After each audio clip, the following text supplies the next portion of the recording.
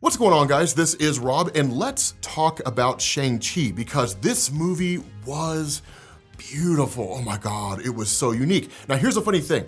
You wouldn't know it unless you were absolutely looking for it. So I don't know if this really falls in the realm of a spoiler, but there's an Easter egg as it pertains to Galactus and a reference to Kang the Conqueror. The real question is, can you guys spot it? So here's the cool thing. First things first, the movie, like I said, felt beautiful, right? It was unique and it was phenomenal and it felt great. One of the big fears that I imagine a lot of people had, including myself, my fiance Mariah, is that while I wouldn't necessarily say we were gonna see like full-on whitewashing throughout the film, that the beauty of what could be a movie highlighting Asian culture would kind of be synthesized down to fit the mold of a Marvel Cinematic Universe movie. That was not the case, right? The beauty of Asian culture was on full display for the world to see, and it was phenomenal, right? And here's the crazy thing, the soundtrack added to it in an incredible way. The soundtrack we got in the trailer was really cool. You don't really hear that a lot over the course of the movie. Some of the fight scenes you hear it, but in terms of like the interim scenes, when you're exploring a new area, when you're seeing different things, especially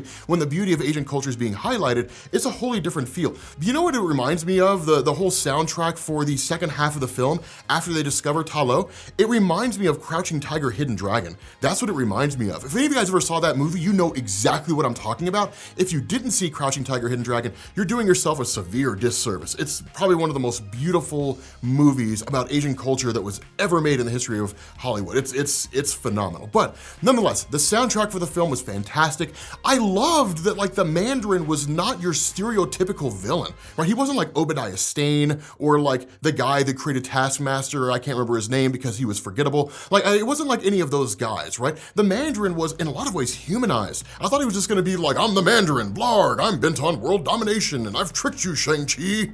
Roll credits. Like, I thought that was gonna be the overall film, but it wasn't. The Mandarin was complex, and he was great, and it was amazing. You know, I loved that. Honestly, and this is the craziest thing, to say. As much as I love Shang-Chi, he didn't really feel like the star of his own movie. I mean, obviously he was. There's really no way to contest that. The way the film unfolded, he was. What I mean by that when I say I don't feel like he was a star of his own film is everybody else was awesome in that movie. They all had something to offer. They all brought something unique, whether it was a feel or it was a character's plot progression, whatever the case happened to be. The only person that we didn't really get a whole lot of feel for was a guy in the mask who trained Shang-Chi, right? I don't remember his name. He's got a name in the comics. I don't know. Honestly, he was a throwaway character you only saw for about 10 issues, so I can't really remember his name. But nonetheless, you know, it was cool to see him, right? He was kind of there for a little while, but everybody else, right? Especially the Mandarin, the relationship between Shang-Chi and the Mandarin himself, that was very complicated, and it was beautifully handled and beautifully done. Now, having said all that, right, love the movie, let's get to the really, really good stuff, right? Let's get to this really, really cool stuff that I'm sure you guys clicked on this video for. First things first, I hear these rumors or see these rumors flying around the internet right now. Ta Lo is technically not one of the 7 capital cities of heaven, but it could be. Now, here's the deal. For those of you guys who aren't familiar with the 7 capital cities of heaven, these are basically 7 particular dimensions or kingdoms that exist in Marvel Comics. And traditionally, their doors only open for the rest of the world to access once every 88 years. Now, at the same time, what you also have is called the Tournament of the Heart of Heaven, or when they all merge into a singular kingdom, it's referred to as the Heart of Heaven. That matters. That was actually covered during Immortal Weapons. Why does all this matter? Because one of the 7 capital cities of heaven is Kunlun, where Danny Rand became Iron Fist, and in fact, where a lot of people were Iron Fist before Danny Rand. Basically, it's one of these things that people are theorizing that Ta Lo could be one of these cities, and it could be a way to kind of expand out beyond the Shang-Chi mythos and actually wrap in the Danny Rand mythos without us having to worry about getting that terrible version of his character from Netflix, because that version sucked. But even if it's not necessarily one of the 7 capital cities in the comics, as we know with the movies, they change things up. If I'm being honest with you guys, if they were to replace Ta Lo with one of the 7 capital cities from the comics, it would likely be Ping Lai. That's the one they would probably replace it with, because Ping Lai is basically just an island kingdom, right? It's exactly like the way that you saw Ta Lo depicted. That's basically Ping Lai in the comics. Biggest issue you have is Ta Lo is an actual place in Marvel Comics, and it actually exists. But they could just wipe out Ping Lai entirely and just take Ta Lo as it exists in the comics and switch it over to being Ping Lai in the Marvel Cinematic Universe, and there you go, right? And it works perfect, which also brings us to our next point, right? The Easter egg as it it pertains to Galactus, the Dweller in Darkness. Now, at the time that I am making this video, or sometime during today, I'll actually be uploading a video called The Dweller in Darkness Explained over at Comics Explained that will make you an expert on the character. But to give you the quick and dirty explanation here, the Dweller in Darkness is the reason Galactus exists in Marvel Comics. So the way this worked is that in the universe prior to the main Marvel universe, that Galactus was a guy named Gallon, and his universe was basically dying. He didn't really know why, but what you end up finding out in the Adventures of the X-Men miniseries is that there was a being who was basically a fear lord, somebody akin to Nightmare, but less powerful, named the Dweller in Darkness. And the Dweller in Darkness had actually fractured the M'Kraan crystal, which is a hallway of doors for the multiverse, and quite literally started sucking the whole multiverse in. Now, ultimately, the Dweller in Darkness was defeated, but the collapse of the multiverse couldn't be stopped. And so Gallon had actually merged with the sentience of his universe, and then was kind of reborn with the new multiverse and a version of Galactus in every single universe. So that's where you get Galactus from in Marvel Comics. Now, obviously, this is not an explanation of where Galactus comes from in the MCU.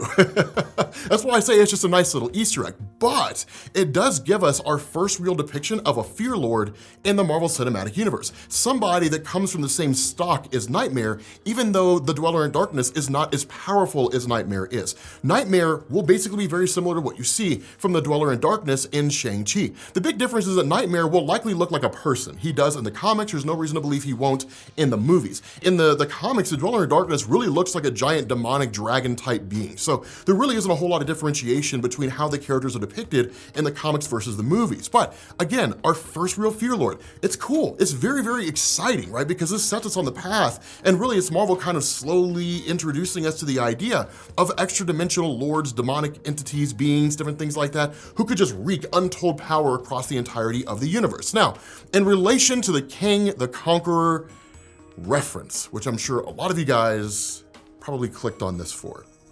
Let's talk about the mid-credit scene for a second. The post-credit scene is a post-credit scene, right? It's basically Shang's sister taking over the entirety of her father's kingdom, right? And that's basically it. But the cool thing here is that the mid-credit scene is basically them, like Wong and like Bruce Banner and Carol Danvers, analyzing the 10 rings that Shang-Chi had in his possession.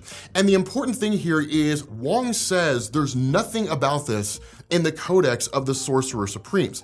And that in turn, you've got Carol Danvers, who's like, I've never seen anything like this in the universe, and Bruce Banner's like, I have no idea how this works. But once they break it down, they realize it's a homing beacon. It's sending out a signal to someone. Now, where is this signal being sent from? Okay, a couple things to keep in mind. Just because the Sorcerer Supreme exists does not mean the Sorcerer Supreme is aware of everything in the world, is aware of every single artifact in existence. And if the rings of the Mandarin were one of these things that just kind of existed on Earth and nobody had ever really used them until eventually the Mandarin came across them and then took them from whatever it is he got them from, there'd be no reason for the Sorcerer Supreme to look for it. Because it's not as though somebody's running around with the 10 rings just like obliterating all things in existence and causing all kinds of problems, and then it boils down to a huge problem between like the Ancient One and whoever's wielding the 10 rings of the Mandarin, right? It's not necessarily that way. They literally could have just been sitting in the side of a cave and then the Mandarin eventually found them, right? Even in the beginning of the movie, we're not given an indication of where it is that the Mandarin got these rings, right? All we're really told is that there's just myths and legends of how he got his hands on them. We just simply know that he has them. Now,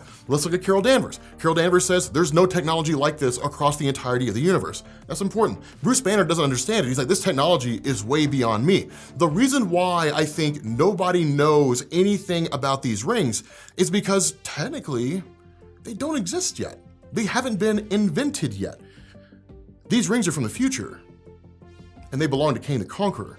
Advanced technology, the ability to harness the elements to achieve all kinds of different things. I think everything you saw, the entire use of the rings over the course of this movie was virtually nothing, right? It's like some primitive person picking up a shotgun and using it as like a baseball bat or like a blunt object, right? To just beat somebody over the head with, completely and blissfully unaware of its intended purpose, whatever that purpose happens to be. We know in the comics that if the rings are utilized to their full potential, you can control all kinds of elements. You can control like dark force energy to literally just encase people in darkness, seemingly for all eternity. You can do all kinds of different things, right? These rings, while not necessarily on the same par or the same level as somebody like Doctor Strange, can get you pretty darn close to him, right? So these rings are capable of incredible things, assuming that they're taking their nature in the comics and bringing it over to the movies. Having said that, I think it belongs to Kang the Conqueror. Now the question has to be asked, if the rings are from the future and they belong to Kang, how do they end up in the present day? Well, if they end up following the logic of Marvel Comics and they bring that into the movies at some form or fashion, then Kang the Conqueror at one point traveled into the past on Earth and became a pharaoh by the name of Rama-Tut. Because if you look at the rings themselves, where they are glowing blue and they do seem to kind of indicate maybe letters and things like that, when you actually look, when you look at the actual inscription on them, the blue parts really seem to only indicate characters from Asian culture, but the overall writing on the side doesn't lend itself to any one particular culture. It doesn't look like it's hieroglyphics from Egypt. It doesn't look like it's from Asia. It doesn't look like Old English. It doesn't look like any of that stuff, right? It really has no particular symbology that ties it down to any one particular culture across the world, because I don't think it exists yet, right? I think that lends a strong credence to the fact that no one in the universe, Carol Danvers, has never seen anything like it in the entire known universe, and we have to believe that given her access to the advanced technology of the Kree, they've probably cataloged virtually every culture in the entirety of the universe, so surely she's like, well, let me just go back and access our library of information, and she can't find anything, right? Wong, with all the information he has as Sorcerer Supreme, basically covers the existence of every magical artifact across the entirety of Earth, along with pretty much all the dimensions that they've explored and that they know about. And of course, Bruce Banner's pretty intelligent. Is he on par with Iron Man? No. Is he on par with Reed Richards? Hell no. But he is still pretty smart. And if he can't figure it out, well then seemingly nobody could, because I don't think the rings exist yet. I don't think they've been created by Kang. Kang will create them in the future. Kang will use them for whatever the purpose happens to be. He'll end up in the past in Egypt as Rama-Tut. He'll do whatever it is that he wants to do over there. Who knows what his motivation will be for doing that. The rings will somehow get left behind and they will just sit on Earth until they're discovered by the Mandarin, who uses them in his primitive understanding of advanced technology to basically start conquering different societies and expanding his sphere of influence across Asia, running all the way up until the modern era. So with that being said, guys, let me know what you think down in the comments section. Did you love the movie? Did you enjoy the movie? Let me know, and I'll catch you all later. Peace.